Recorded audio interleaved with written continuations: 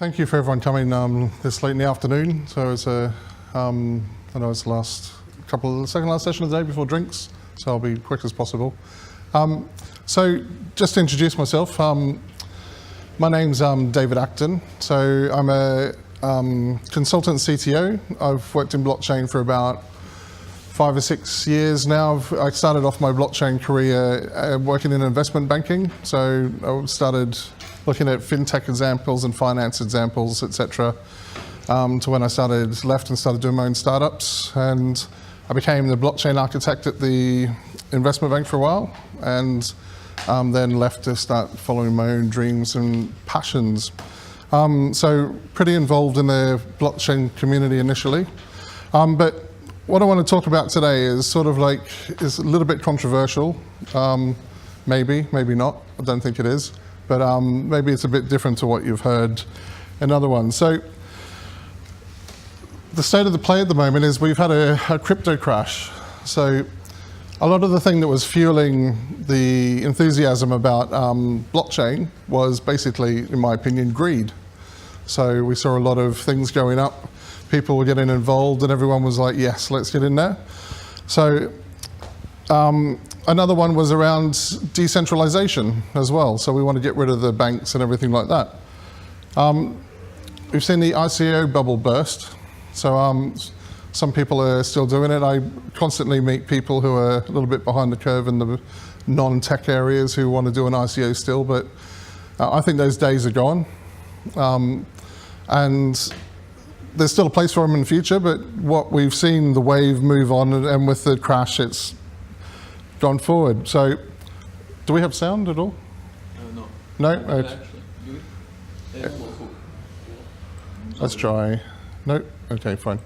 Basically, it was a clip to South Park where he says, get people along because they'll be punching pie. And then somebody comes along and says, there's a big group of people come and join, and they go, I was understand they'll be punching pie, and he goes, no, sorry. And then they just take off. So blockchain, we understand that there was going to be a revolution. So it was going to change society. It was going to make things different. We were going to have disintermediation. The world was going to change significantly. We were going to live in this new decentralized utopia where governments don't control. Banks are out of the way. The man is out of the way. But what we have instead is evolution. So all we've done is taken our existing systems. So ironically, the people who are going to be decentralized, i.e. the banks and financial institutions, are the biggest adopters of actual use cases of blockchain. So, and they have private networks. A lot of greed actually has come in instead. And so all we've had is an evolution, not necessarily a revolution. And what's the point? Why are we doing what we're doing? So the question is, can we still have a revolution? And I think yes. So we still can. We just need to change the way we think a little. So what I'm going to quickly go through in this talk is, how can we change our thinking? So what needs to change to have a revolution? Some case studies of things of actually where they're achieving it. And 3 is EvoSoc, which is a startup that I'm working with at the moment and co-founded. So first of all is change your thinking. So if you've heard of Simon Sinek does a few talks on various different things, millennials and all sorts of things and management. And this is about, this particular talk he gave, there's a link at the bottom, is how do leaders inspire people to do things? So he uses this example of what we call the golden circle. So we have 3 sections in the golden circle. We have what, we have how, and we have why. So as he explains, every single company knows exactly what they're doing. So what do you do every day? He uses a phone company, for example. What are you doing? We're building phones. Excellent. How are you doing it? Most people know how. So we've got a great team together. And then, but a lot of people don't know why they're doing what they're doing. So especially in big organizations, you're as part of a huge multinational. Why are you doing what you're doing? So to give an example is, a lot of companies, that the way that they will market their products would go, I have this phone here, it's got all the latest features. Isn't that cool? And we've done it by getting lots of cool people together. Do you want to buy one? And you're like, yeah, maybe, maybe not. But what if you did it the other way around? What if we put in a why? So what if we said, this company's called Xiaomi. I don't know if you've heard of Xiaomi. Yeah. Xiaomi says, another one company is OnePlus, who have the same philosophy, is we want to have great technology. We want to make sure that technology is cheap enough, the best technology, and in the hands of everybody. So that's their why. We want to make sure great technology is available to everybody. So we do that by getting the best people together and sourcing the best components and getting them at the best price. We happen to make phones. Do you want one? And see, just a simple change in why you're doing something has changed that proposition. So Apple does the same thing. Apple says, we want to be the change makers. We want to disrupt the status quo. We have these great designs and great phones. We just happen to make phones and computers. Do you want to buy one? Would you buy an iPod or an MP3 player off Microsoft? Because they're just as capable of making that technology, but you're not as inspired to do it. Why this equivalent phone in Apple is 1,500 euros or something like that or more. But why? Why do you buy it? Is because you believe in the why. So where I think we've gone wrong in blockchain is this revolution hasn't happened. We were going to change society. That's why we did it. We did it so to decentralize, to make things equal for everybody. But it hasn't happened. So we're missing that why now. So a lot of our propositions now in the blockchain community are, well, we make decentralized organizations and a framework for that. We do it with some really cool people.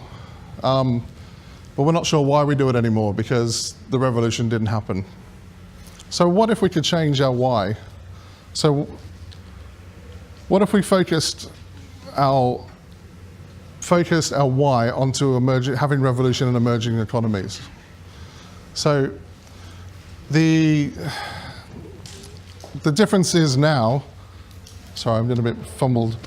We have critical and secure tech that's now cheap and available, so we can really have the chance to actually put these biggest technologies and these critical systems into things. So what I was going to say before, we were in a discussion about DAOs earlier on, and it was an excellent discussion, and one of the big topics that we kept coming to, DAOs from a legal point of view, is how are we going to change regulation to get people to use these DAOs and these autonomous organizations that can help revolutionize society? And the answer was, well, we'll have to petition governments, we'll have to work with the regulators, we'll have to see what they do, and this takes time, and this is why we haven't had revolution. But I know people who are doing digital payment systems in developing countries and in emerging economies, who they've got a new digital payment system. The government has come to them and said, can you write the legislation for us? Can you come up with this way of doing stuff for us? Can you change our policies? There's governments and people out there who want what we're delivering, want what we're making. The only difference is we want to move it and focus it more onto those emerging economies. So let's have revolution, but let's have it in emerging economies instead. So, because everything that you're doing, every little thing, if we change it to why, then we want to help the level of the playing field for everybody, then we can actually have a revolution. So I'm going to do some case studies. These are people who are actually doing what I'm saying. So this company is called Mountainoa. So the founder of this company, he was a gentleman who named Emerson Tan, who, when the Ebola crisis came along, he went straight over there and started helping out. So he went into there. And he's really passionate about humanitarian causes. And he told me the other day a story about why he does what he does. So when he was in Sierra Leone, he was helping there with the Ebola crisis, and he had a driver.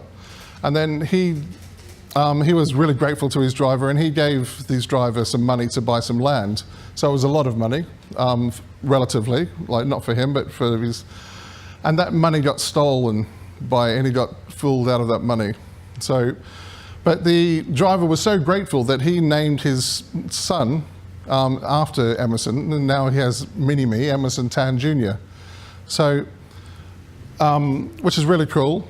But then, unfortunately, the driver has now been taken into a slave camp and been kidnapped. And there's trouble happening in this area now. And no matter what, there's no way that Emerson can now help his junior self. So what he's done, and that's because he can't get money to those people. So blockchain is something that goes beyond borders and goes beyond, is supposed to help these sorts of situations. So what Emerson's done is he's created these cards that do offline transactions for blockchain and payment, digital payments. So when I have connections, I can then take these cards, sync it with the blockchain, download transactions onto this card, and then anyone else with an offline smart card, smartphone, it doesn't have to have data connection, we can swap transactions between ourselves just like we do the blockchain, and that happens instantly, and that can happen all offline. So now suddenly, he can now get that money to that person. So he's actually doing that sort of thing, and that is revolutionary in my opinion. That's one of the coolest things I've seen in the blockchain industry and in a distributed ledger. It's not a blockchain behind it, it's got a distributed ledger technology.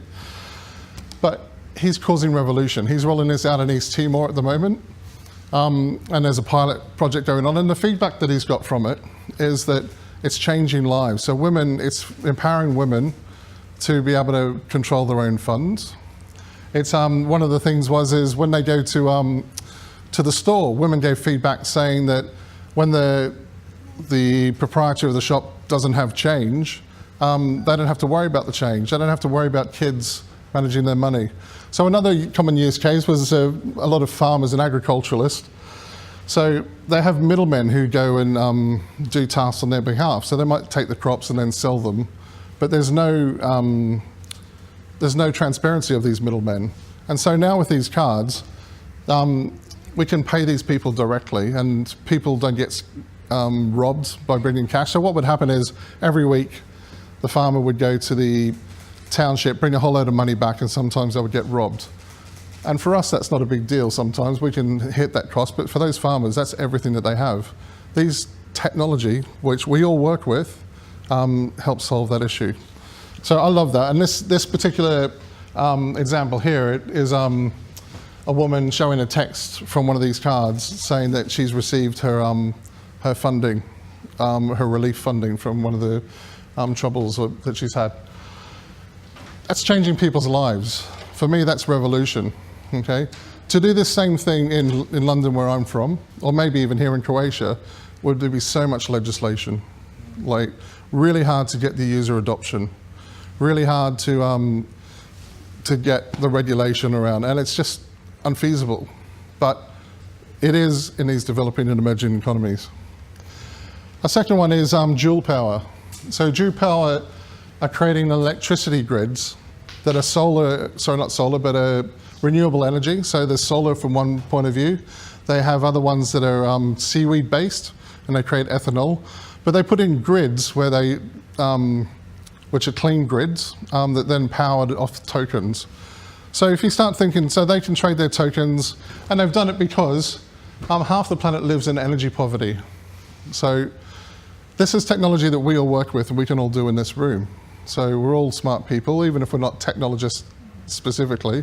We're entrepreneurs, we're thinkers, we're creatives. We can all do this sort of thing. They've chosen to do it, and they're doing really, really well at the moment. So they're doing pilots in all different countries. So a third one is this is Producers Direct. So Producers Direct are starting out on their blockchain endeavors, and they're changing into technology. But Producers Direct is based in the UK, and they represent farmers in all different countries around the world. But one of the problems farmers have is they don't have financial or digital inclusion. So they have a load of assets, like farms, tractors, all sorts, sheep, cattle, everything, but it's not recognized by anybody because they don't even have an identity and they don't have any validation. So a simple solution to that is blockchain. Blockchain's validated, you can put stuff onto there. Suddenly all you're doing is registering my assets, then there's an actual record that's immutable that can be done. Then you can have people attesting, trusted attesters who can attest that that's actually true. And that becomes a very, very simple way to start building a credit history, to start showing the rest of the world that there's actually funds. So some of these farmers, for example, aren't visible to the rest of the world.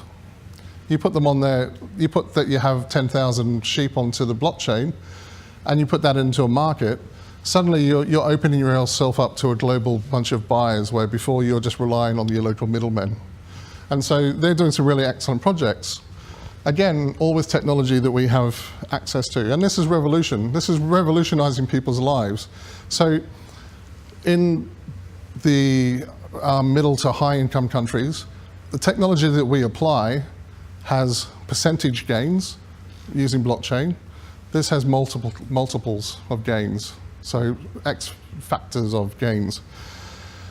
So I decided I had a passion to do humanitarian work and social impact work for my whole life. And for 20 years, I've been wanting to do this work, but as a technologist, the infrastructure hasn't been there.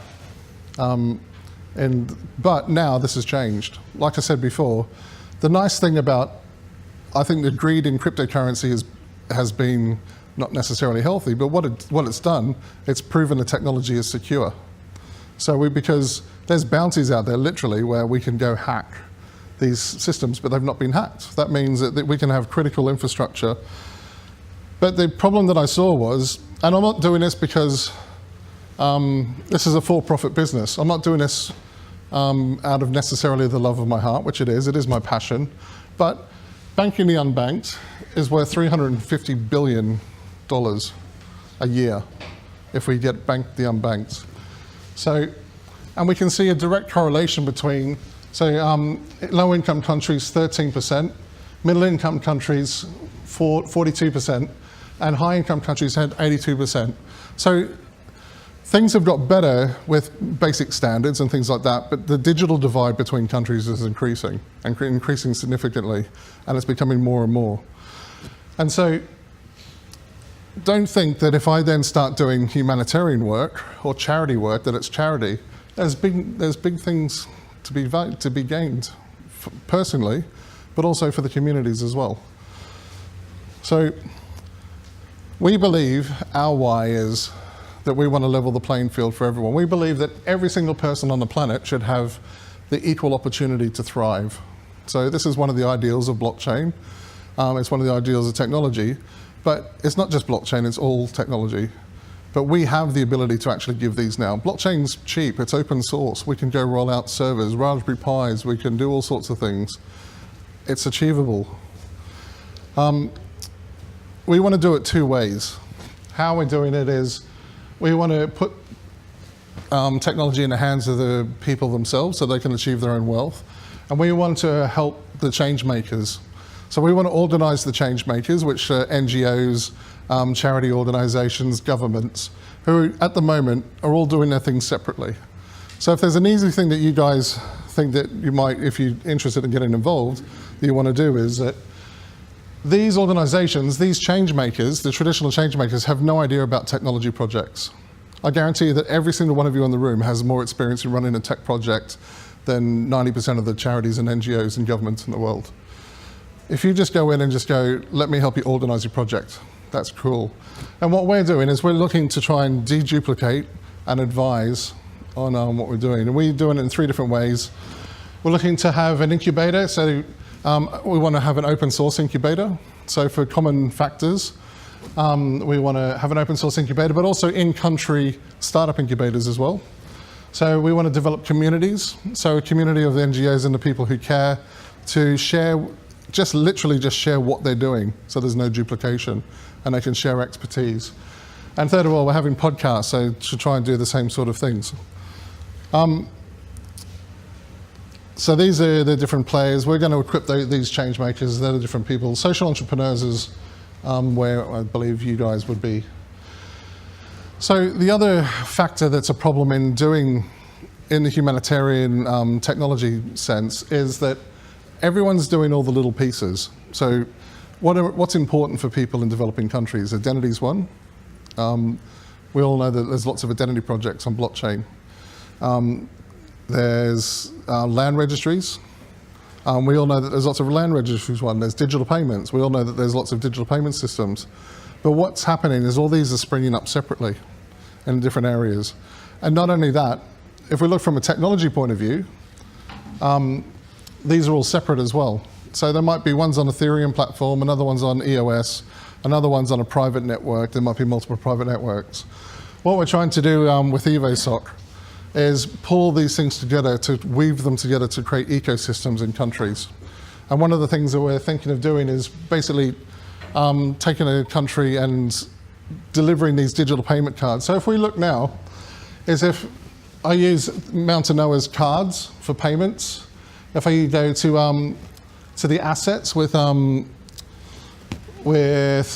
Producers Direct, then those people can have digital payments and do trading via those Mountain Noah cards.